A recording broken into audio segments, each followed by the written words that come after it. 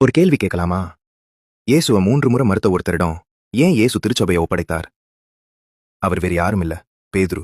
எல்லாரும் என்ன நினைச்சாங்க தெரியுமா? பேதுரு உறுதியா நிப்பார். அவர் ஒருபோதும் இயேசுவை விட்டு போக மாட்டார்னு.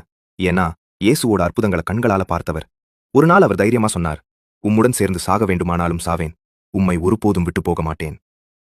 ஆனா இயேசு கைது செய்யப்பட்ட அந்த இரவு எல்லாம் மாறிப்போச்சு. நெருப்பு வெளிச்சம் நடுங்கிக் கொண்டிருந்தது. கூட்டத்தின் சத்தம் அதிகரிச்சது. ஆபத்து அருகே வந்துச்சு. யாரோ ஒருவன் பேதுருவ பார்த்து கேட்டா, நீயும் அவரோடு இருந்தவன் தானே? முதல் முறை மறுத்தார். 2ஆம் முறை இன்னும் வேகமா மறுத்தார். 3ஆம் முறை பயத்த சத்தமிட்டு சொன்னார், எனக்கு அவர் தெரியவே தெரியாது.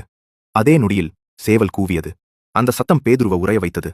இயேசு முன்பே சொன்ன வார்த்தைகள் நினைவுக்கு வந்தது. அவர் உடைந்தார். நிற்கக்கூட முடியல. அவ்வளவு வேதனையோடு கதறி அழுதார். மனித பார்வையில பார்த்தா பேதுருவன் கதை அங்கேயே முடிஞ்சிருக்கணும்.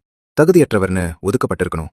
ஆனா இயேசு உயிர்த்தெழுந்த பிறகு அவரை எல்லாருக்கும் முன்னாடி அவமானப்படுத்தல. அவர் பேதுருவ தனியா அழைத்தார். ஒரே ஒரு கேள்வி கேட்டார், நீ என்னிடத்தில் அன்பா இருக்கிறாயா? ஒரு முறை இல்ல, 3 முறை. ஒவ்வொரு முறையும் பேதுரு ஆம் ஆண்டவரேன்னு சொன்னபோது அவர் செய்த 3 மறுதலிப்புகளும் மெல்ல மெல்ல குணமடைந்தது போல. உடைந்த உள்ளம் மீண்டும் தைக்கப்பட்ட மாதிரி. அதுக்கப்புறம் இயேசு சொன்னார், என் ஆடுகளை மேய்ப்பாயாக. அந்த பெரிய பொறுப்பு ஒரு பெர்ஃபெக்ட் மனிதருக்கு கொடுக்கல. விழுந்து உடைந்த ஆனா மீண்டும் திரும்பி வந்த ஒரு இதயத்துக்கு தான் கொடுத்தார். இதிலிருந்து நமக்கு என்ன புரியுது தெரியுமா? இயேசுவுக்கு ஒருபோதும் விழாத மனிதர்கள் தேவையில்லை. விழுந்த பிறகு மீண்டும் அவரிடம் வரத்துடிக்கும் இதயங்கள் தான் தேவை. பேதுரு திருச்சபையின் தூணாக மாறினார். அது அவர் இயற்கையிலேயே மமானவர் என்பதால் இல்ல, உடைந்த பிறகு மனம் திரும்பி கடவுளால் மீண்டும் கட்டியெழுப்பப்பட்டதால். இன்று நீங்க பலவீனமா உணரலாம். நான் செய்த தவறுகளுக்கு பிறகும் கடவுள் என்னை ஏற்றுக்கொள்வாரான்னு நினைக்கலாம். நினைவில் வைங்க, கடவுள் நீங்கள் எத்தனை முறை விழுந்தீர்கள்னு கணக்கு பார்க்க மாட்டார். விழுந்த நீங்கள் மீண்டும் அவரிடம் வர தயாரானதான் பார்க்கிறார்.